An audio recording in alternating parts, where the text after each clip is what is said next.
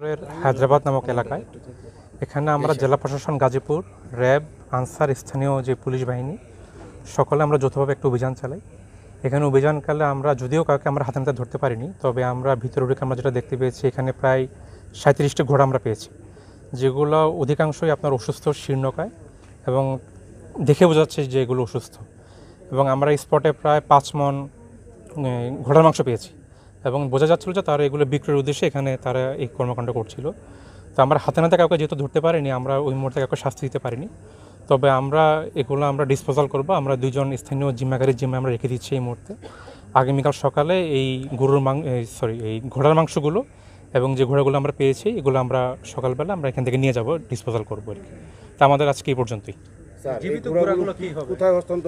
এগুলো হচ্ছে আগামীকাল সকালে আমাদের এখানে ভেটেরিনারি অফিস আছে, আগামীকাল সকালে আমরা এই সবগুলো ঘোড়া আমরা আমাদের জিম্মায় নিয়ে যাব। আর এখানে আমরা 2 জন জিম্মাকারী রেখে যাচ্ছি, ওনাদের জিম্মায় রাত থেকে থাকবে এখানে।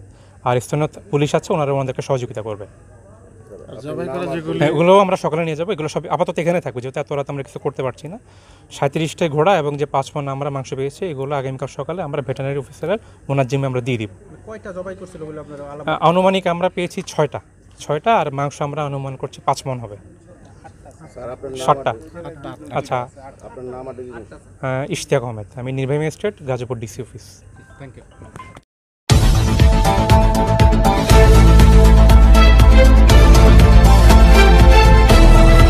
সময়ের দেশ।